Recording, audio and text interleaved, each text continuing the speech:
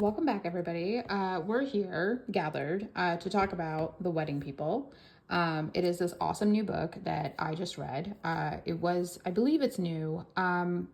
Whatever, it was new to me. That's really all that matters. It's by Alison Esbach. I had not heard of this book until I went to my local book club, and one of my friends there recommended this, and she was like, it's a little dark and but it's a whole lot of funny and I think you'll love it. And that's all she kind of said, and that was perfect. And I really want to say the same stuff to you guys, but I don't really know you guys that well, so we're going to kind of go into it a little bit deeper than that. Okay, so we're talking about The Wedding People by Alison Esbach. Look at my awesome handwriting here. I know there's a glare. Whatever, let's move on, people. Anyway, this story takes place largely in the lovely state of Rhode Island, Newport to be specific.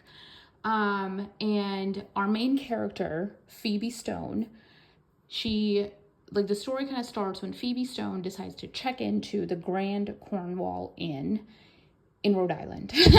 Say that 3 times fast. Anyway, that was stupid. So she gets there and she's like immediately mistaken for one of the wedding people. And turns out, as she checks in and whatnot and does all her stuff, turns out that whole hotel, the whole inn, has been booked for this massive, lavish wedding. And naturally, as Phoebe goes throughout her week-long stay there, she starts to her paths kind of interact, cross all the wedding people's paths, and she starts to mingle. She starts to kind of talk to them, and she gets a whole new perspective on life. Okay, and that's like basically the main plot of the story, which I know is very lackluster, and you're like, why are you gushing about this? Jesus, trust me, it's worth it. Okay, it's worth every page, and it's really a short read. It was like, I don't know, 200 pages, maybe 3. I kind of polished it off within a day, 2 days maybe, I forget.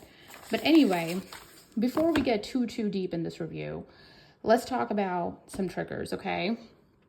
This book does dive into a lot of these issues.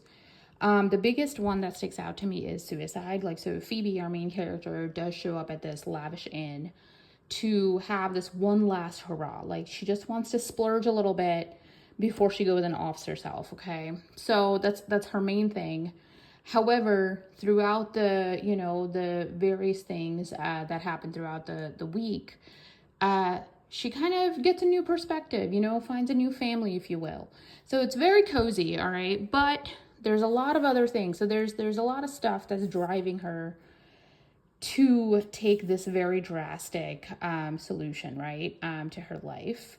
And the story also kind of talks about various other issues that may not necessarily be something that you're looking for, but let me tell you, it does it so artfully.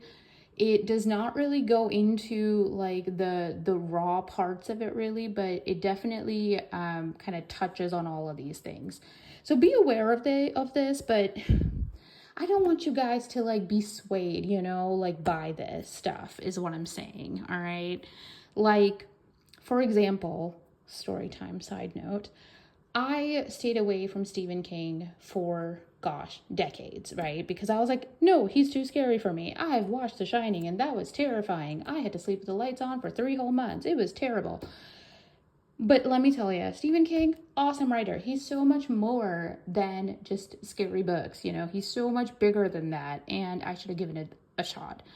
This is the same way, okay? This book is not just triggers, okay? There's so much more going on that I really want y'all to read it. Give it a shot, Really dive deep into it.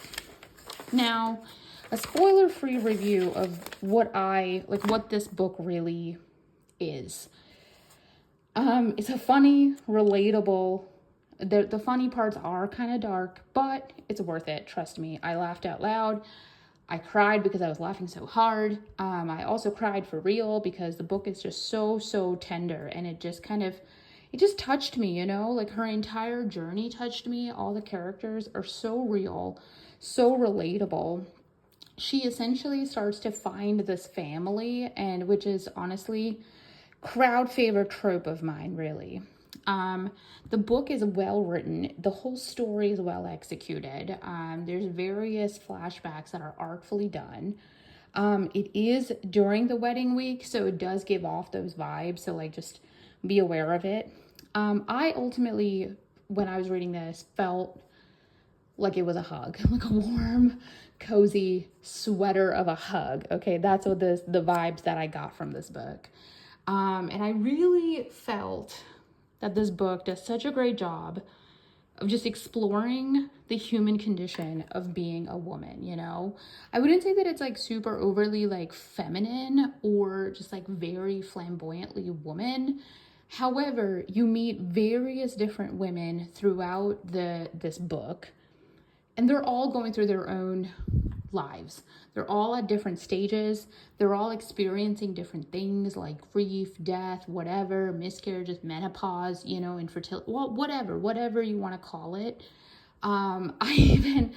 There was a whole entire section where a 27-year-old female is trying to reinvent herself because she's having a hard time letting go of her deceased mother. And 27 is a very young age. Honestly, any age is a very young age to lose a parent, okay? Just point blank. We as a society, I don't think, handle death very well. So anyway, she's trying to reinvent herself, and she's kind of getting over her like people pleasing and perfectionism and all this stuff. And it's just so relatable. Like that, like it was perfect. Like the way it was written, it was perfect. The various things that women try and do, the fact that we have to try this hard to fit into a society, just so well done. And it was never overpowering. That was the other best part about this, is that Allison, it was never overpowering. So I really enjoyed it. That's it, people. I really enjoyed it. Now, I know you guys are looking at me, and there's a wedding in the trigger department, and there's other random things too, but it was a trigger for me. It may not be for you. Take this review with a grain of salt. Do what you will. I just think that The Wedding People deserves a chance. It deserves a shot. Thank you, everybody, and good night.